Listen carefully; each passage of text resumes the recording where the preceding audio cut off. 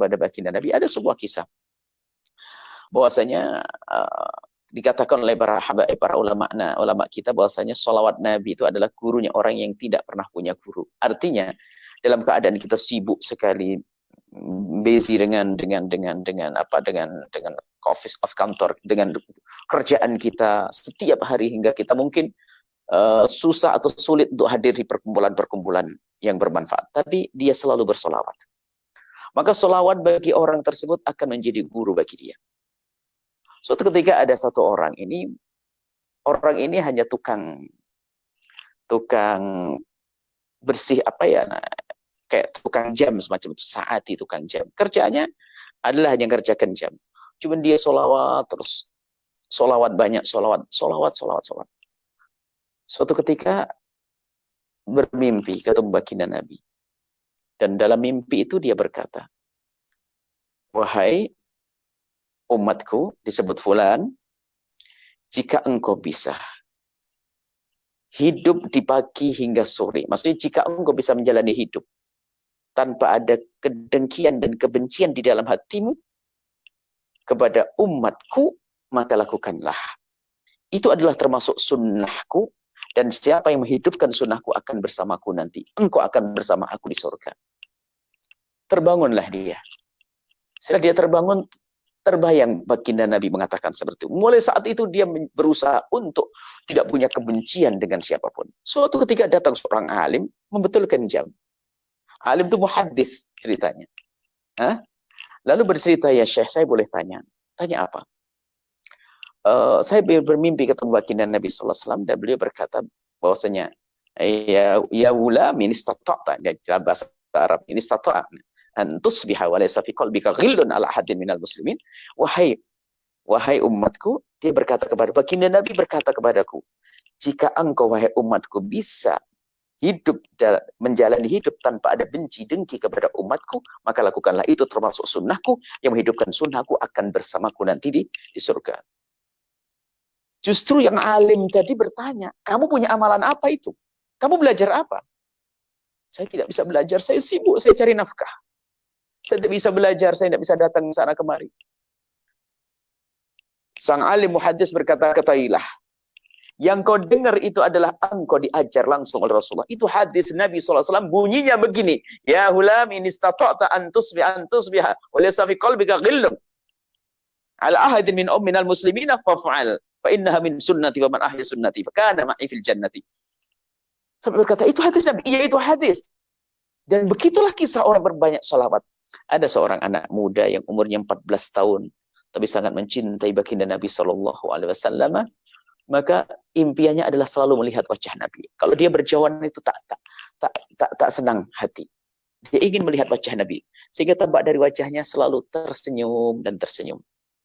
Inilah kisah Tha'labah bin Abdurrahman. Tha'labah bin Abdurrahman ini suatu ketika disuruh oleh baginda Nabi SAW. Di saat disuruh oleh baginda Nabi SAW, tiba-tiba dia melewati di gang-gang kota Madinah. Tha'labah bin Abdurrahman umurnya masih 14 tahun. Dia sangat mencintai Nabi. Bahkan Nabi senang menyuruh dia itu, kenapa? Kalau disuruh itu cepat, jalannya cepat. Ditanya oleh sahabat, "Kenapa kau jalanmu cepat sekali seperti orang terburu-buru?" Dia berkata, "Kalau aku disuruh baginda Nabi, berarti aku kan tak melihat Nabi. Aku ingin menyelesaikan pekerjaanku, lalu bisa kembali, lalu bisa melihat wajah baginda Nabi Muhammad SAW." Di saat itu diminta oleh baginda Nabi untuk hajat Rasulullah SAW. Akhirnya melewati di gang-gang kota Madinah. Di saat itu ada rumah fakir yang tiba-tiba pintunya terbuka karena hempasan angin, diterpa angin. Pintu rumah fakir, ya rumahnya pelepah kurma yang dirakit begitu, terbuka. Di balik pintu itu ada kain penutup tandas kamar mandi, toilet untuk mandi. Kainnya terbuka, dan di saat kain terbuka itu, di sana ada wanita yang lagi mandi. Namanya manusia normal, punya telinga dan punya mata, mendengar suara pintu terbuka, dia menoleh. Dan di saat menoleh itu kelambunya kainnya tersingkap, terbuka. Dan di balik kain ada wanita yang lagi mandi. Wanita yang menjerit kaget dan dia juga kaget. Astagfirullah. Setelah itu dia melihat, dia merasa malu sekali melihat itu semuanya. Dan menyesal. Kenapa aku harus melihat ini semuanya? Anak kecil. Yang ada hanya cinta dan rindu dengan Nabi, hukum-hukum ilmu belum banyak dia. Yang ada di hatinya adalah dia merasa sedih, takut tidak dilihat Nabi, takut Nabi murka, takut Nabi marah. Akhirnya apa? Dia tuh bingung mau pulang ke Nabi, karena tahu Nabi itu punya wahyu. Takut nanti pulang Allah ngasih tahu. Iya. Kepada baginda Nabi, kalau Tha'labah bin Abdurrahman melihat ini. Dia bingung, menangis, tak berani pulang ke rumah ibunya. Kalau ke rumah ibundanya, pasti dicari Nabi. Kalau ke rumah datang ke Nabi, malu dia. Akhirnya dia berjalan-jalan, nama kecil, tak ngerti mau kemana dia. Pergi, lalu semakin jauh. Baginda Nabi SAW mencari. Di waktu sholat ditunggu, Abdurrahman mana kok belum datang? Tha'labah bin Abdurrahman. Gak tahu ya Rasulullah. Hari berikutnya, ditanya, cari Tha'labah bin Abdurrahman. Gak ada ya Rasulullah. Cari ke rumah ibunya. Dicari, tidak ada ya Rasulullah. Sampai 3 hari tak ada dicari. Nabi mencari dan baginda Nabi mencari terus. Hingga akhirnya Nabi memerintahkan dengan wahyu tentunya. Ya Umar, ya Salman, cari Tha'labah bin Abdurrahman di sana, di antara 2 bukit itu. Kau ke sana. Sayyidina Umar bin Khattab dengan Tha'labah bin Abdurrahman pergi ke tempat tersebut. Salman Al-Farisi dengan Sayyidina Umar pergi mencari Tha'labah bin Abdurrahman ke tempat tersebut. Setelah sampai ke tempat tersebut, tak ada apa-apa. Dari kejauhan tak ada. Hanya ada semacam sesuatu yang bergerak begitu. Sayyidina Umar bin Khattab dan Sayyidina Salman Al-Farisi naik ke atas bukit itu melihat ke bawah. Gak ada apa-apa, hanya ada sesuatu yang bergerak. Diperhatikan itu adalah gerombolan domba-domba. Langsung Sayyidina Umar, wah mungkin Tha'labah sekarang ngembala domba kali. Ada orang yang kelihatan kecil dari jauh dari atas bukit. Turun Sayyidina Umar. Didekati orang tersebut ternyata, bukan Tha'labah bin Abdurrahman. Lalu bertanya Sayyidina Umar bin Khattab, ya Pak, Bapak tinggal di sini ya? Iya, saya tinggal di sini. Kenapa? Apakah Bapak melihat ada anak kecil? Banyak anak kecil di kampung situ banyak. Bukan, umurnya 14 tahun. Cirinya gimana? Ada anak kecil umurnya 14 tahun, saya mencari dia. Cirinya gimana? Dia orangnya kalau berjalan tuh senyum terus. Jadi Tha'labah bin Abdurrahman tuh punya ciri kalau berjalan terus senyum. Karena apa? Dia membayangkan Nabi terus. Makanya kalau mukanya mukanya tak senyum macam lihat jin kali ya.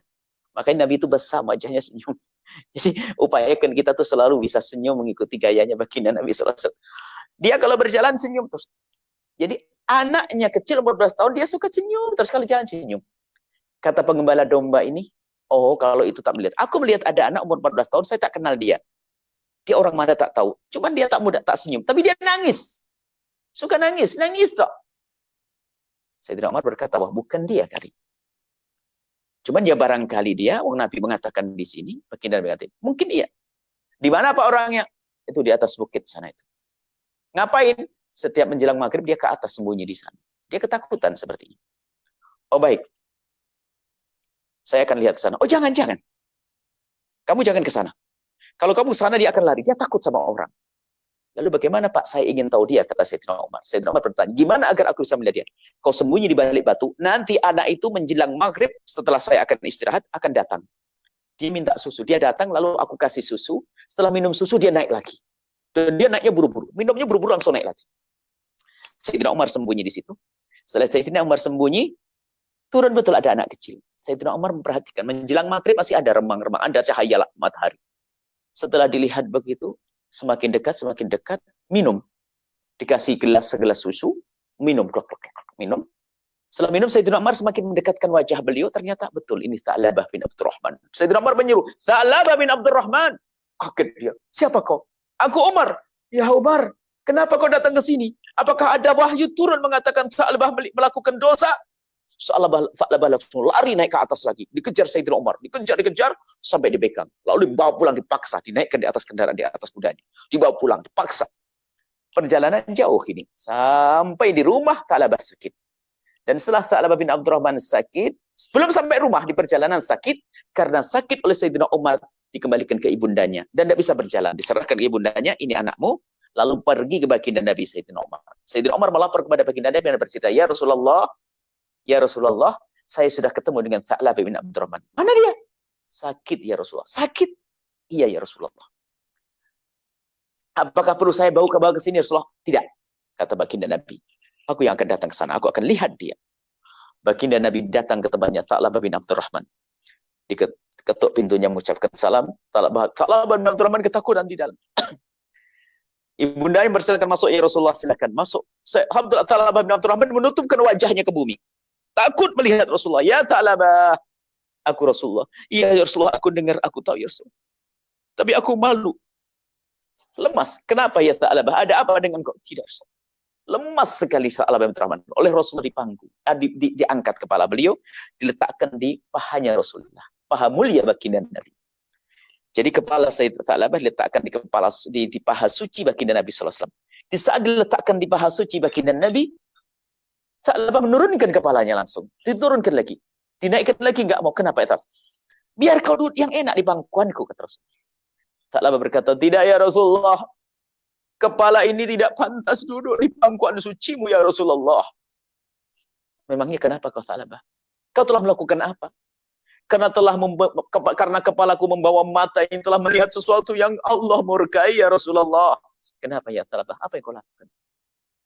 Diceritakan oleh Tha'labah bin Abdurrahman, dipegang Rasulullah. Cerita kau. Cerita.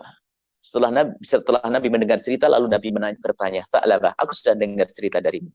Kau melihat seperti itu dan kau menyesal, kau sedih, kau menangis. Sekarang aku mau tanya, kau pengen apa? Aku ingin selalu bersamamu di dunia dan di akhirat ya Rasulullah. Aku takut di saat aku melihat yang haram itu, lalu aku tidak bisa melihatmu lagi nanti ya Rasulullah.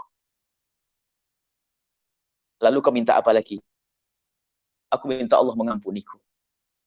Dua permintaan. Minta bersama Nabi, melihat Nabi, dan minta diampuni. Sayyidina Nabi mengatakan, Allah sudah mengampunimu.